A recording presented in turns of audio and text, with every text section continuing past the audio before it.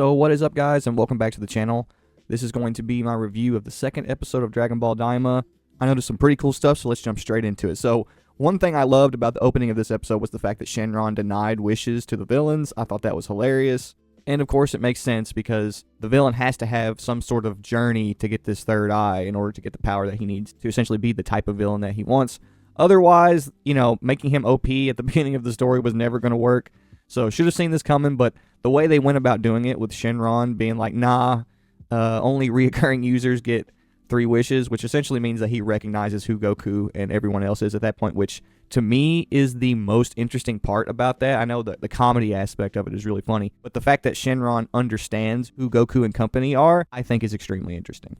So when everybody was talking about how Neva was OP because of how he gathered the Dragon Balls and made them revert back from their stone-like state, Neva states in this episode that he cannot do that again, which makes sense. I mean, that probably takes a lot of magical power to do something like that. So the series did a really good job building up these 3 as a threat in the last episode, basically only to turn around and show us their weaknesses or the fact that they may not be a threat at all. And when I say they may not be a threat at all, I mean Neva. Now, I'm not saying that Neva's not a villain, and he could be a threat, but the fact that he grins whenever Goma asks him about using the Demon Realm Dragon Ball and talks about how he would have to defeat the Tamagami, it's almost as if he's thinking, this is literally the reason that I invented the Tamagami, to prevent people like this from using the Dragon Balls. It really seems that way to me.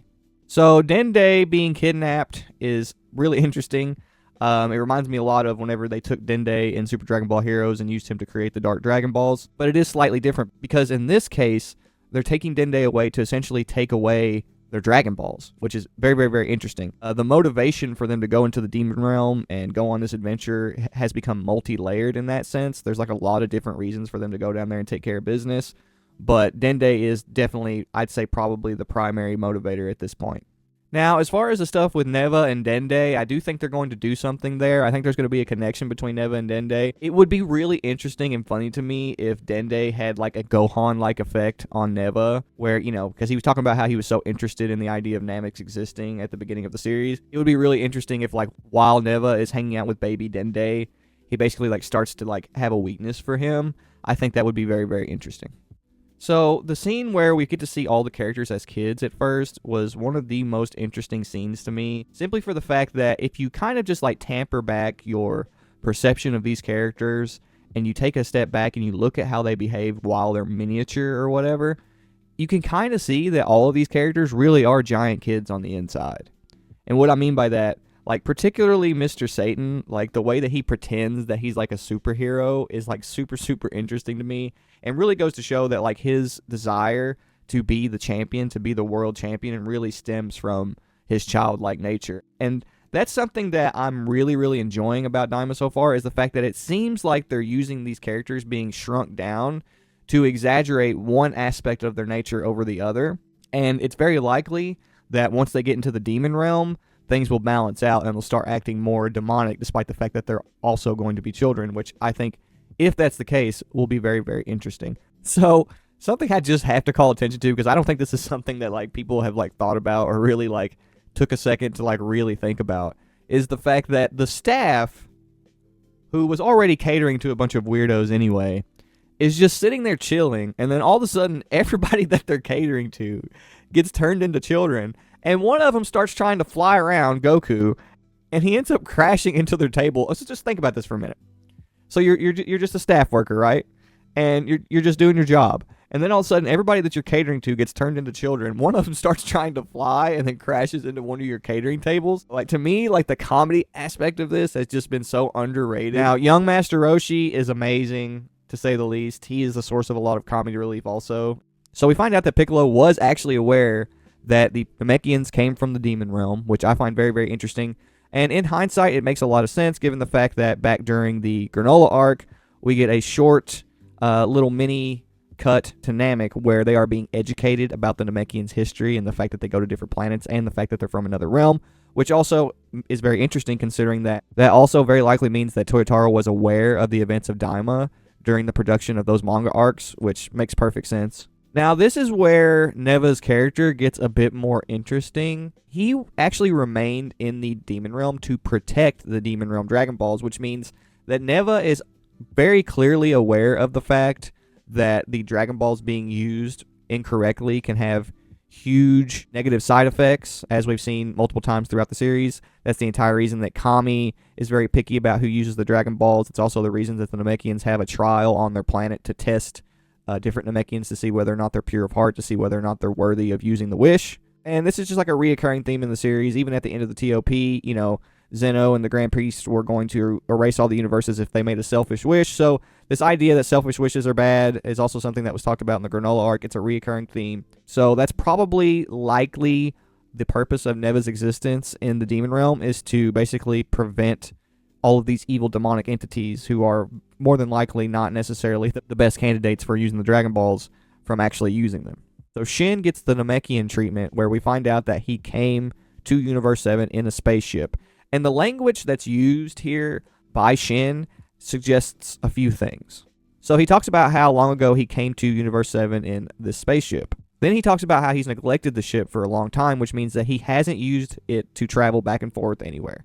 Now, what's very, very interesting about this, this is extremely interesting, it's almost like he could have worked with the demon realm and used the ship to travel back and forth to visit his brother and his sister, and had like a mutual relationship with them where they worked together to develop demons on one end and mortals on the other end, to have some sort of a balance, and they just never did it. So this, people like don't really pick up on some of these context clues, but this actually has huge implications.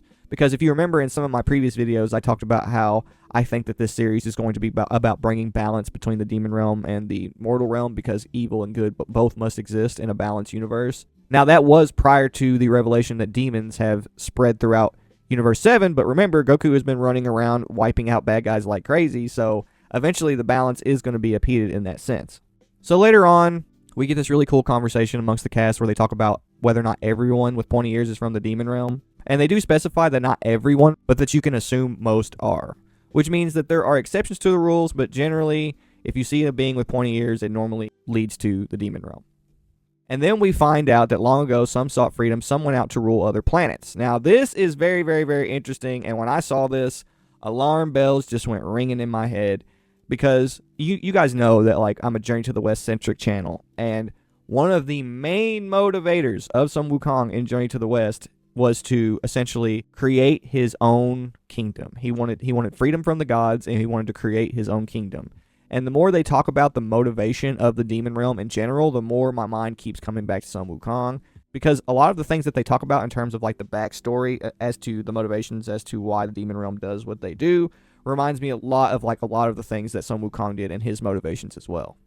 Now, I don't know about you, but this whole like running around conquering ruling planets thing also set off alarm bells in my head, because again, as we all know, I've been talking about how the Saiyans are very likely from the demon realm or related to the demon realm. And I think this is a good opportunity for me to acknowledge some things that were said in the comment section of my last video. Now, you have to know that part of the reason that I am so dead set on the great ape form being demonic in nature is because in Journey to the West, it's very common for Sun Wukong to have a great ape form. And that great ape form feeds into the idea in Chinese mythology that yin energy can empower someone's demonic nature, the moon, or in some cases, when Sun Wukong's anger, his fight or flight reflexes, or his survival instincts are activated, when his heart starts beating and the adrenaline that he's experiencing has an effect on his mind, that can also bring out his demonic nature. And we've seen that in both instances in Dragon Ball. We've seen that with Goku becoming the great ape in the original Dragon Ball, and we've also seen that with rage causing transformations in Dragon Ball, as well as fight or flight, as well as the Saiyans just overall getting excited and transforming when their heart is beating, like Ultra Ego and things of that nature. So I have my reasons for feeling the way that I do about the great ape form, even outside of what we have seen in the material itself. And I've talked about this in a bunch of my videos, but Dragon Ball is based in Buddhist mythology, and they believe in Buddhist mythology, and this is what Sun Wukong represents, is the idea that once your heart starts beating, it essentially has an effect on your mind that can cause you to do evil acts out of desperation, out of the need to survive. And the whole entire idea of martial arts itself is taking this effect and using it as a weapon for self-defense and for good, which is essentially what Goku does. Now, it would make sense to me that the great apes, the Namekians, all kinds of species were amongst this Majin that slipped out of the demon realm. And I stated in my last video that it's very, very likely that the Saiyans are due to a combination of development or evolution between the demon realm and the mortal realm. So, if the Saiyans slipped out of the demon realm as great apes and then evolved within the mortal realm, they would lose their pointy ears over time, and they would also have the benefits, the scientific benefits that the Kaioshin use for their mortal development over time due to the fact that they developed over time rather than the Kaioshin using magic to make them more powerful, which is what separates the Kaioshin from the Kaioshin. The Kaioshin actively use magic and science to speed up the process of mortal development because they don't want to wait, I guess. They're impatient. And the Kaioshin have strict rules against that, and they just put the ingredients in place to create life and let it develop in a scientific sense. So, with all that said, I think it's very, very likely that that's the case. We will definitely find out. Now, a few people also tried to argue with me about Sun Wukong being a demon in my comment section in the last video. And yes, it is stated in Chapter 5 of Journey to the West blatantly that Sun Wukong is a monkey demon. And the very themes of Sun Wukong's character are based in the dual nature of mankind, which is our demonic nature, because even humans can become demons. That's very, very common in Chinese mythology. And our Buddha nature, which even humans can become Buddhas. Sun Wukong could go either direction due to the fact that he had a dual nature. Now, there is a film that Toriyama did the cover art for. It was a Journey to the West film by Stephen Chow. And in that film, Sun Wukong cleanses himself of his demonic appearance and then uses the moon to essentially regain the balance of yin and yang that he had to turn back into old school Sun Wukong. Now, that's very, very interesting because Sun Wukong, due to the fact that he was made out of a perfect balance of yin and yang energy, normally the moon doesn't necessarily affect him because he's maintaining balance. But in this film, the moon, due to the fact that he's absorbing a massive amount of yin energy, turns him into a great ape. Now, the protagonist, Tripitaka, uses yang energy to defeat Sun Wukong. So essentially the reason that Sun Wukong becomes an ape-like figure is due to the fact that he is using yin energy to feed his demonic nature. And the reason that you see like Buddha and a lot of these characters, the reason that they're gold and the reason that they normally have like a gold aura around them is because they are using yang energy, right? And we've seen this in Dragon Ball. Goku has his demonic nature fed with yin energy whenever he's underneath the moon. And whenever he uses his anger, his righteous anger, to feed his nature as an earthling on Namek, he essentially empowers himself with yang energy by feeding into his pure heart. So he's using his anger, what normally would feed his demonic nature, to feed his new nature as an earthling martial artist, and basically make himself more powerful using yang energy. But I definitely think that that's likely where all this is going with the Saiyans. I think that they probably came from the demon realm, evolved in the mortal realm, and became what we see today as Saiyans. Because I don't think that it's a coincidence that they are hyper-evolutionary, they become so powerful so quick, and the fact that they were being questioned as to whether or not they were Majins in the first episode. All of this stuff seems to be building up to a bigger narrative. So seeing Goku with his Noibo again was a dream come true, and something I've been wanting to point out to people as often as possible is the fact that the way Goku is characterized here, I can tell that they're trying to pay homage to Goku before he was ever even introduced to even Bulma. Because Goku, when he finds out that he's going to go fight demons in the demon realm, he is ready. And if you remember at the beginning of Dragon Ball, before he ever meets Bulma, he mistakes her and her vehicle for a demon, and he is ready to take them out because essentially that's their way of basically confirming to you that Goku is a Sun Wukong-themed character, as well as basically kind of explaining to you how Grandpa Gohan raised him in the spiritual sense and the things that he educated him with, which I find very interesting.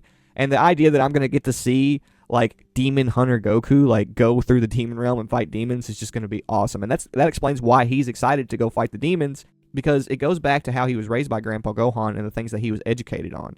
Goku is aware of the existence of yokai. Goku is aware of the existence of all of these beings and things, and I think that's very, very interesting. So Goku asks Piccolo if he remembers the demon realm, and Piccolo says that he wasn't born back then, but that he had heard that the Nameks lived in a very nice place for it being in the demon realm. And he said that the reason that the Namekians escaped is because they don't like to be ruled, which again reminds me of Sun Wukong, but I won't go into that again. So Glorio shows up to recruit Goku to defeat Goma, and apparently the king of the third demon world is the one that sent Glorio to recruit Goku. And this is also a working theory, but I would think that if the great apes are from the demon realm, it's likely from this third demon king's realm, and that might be what's going on here.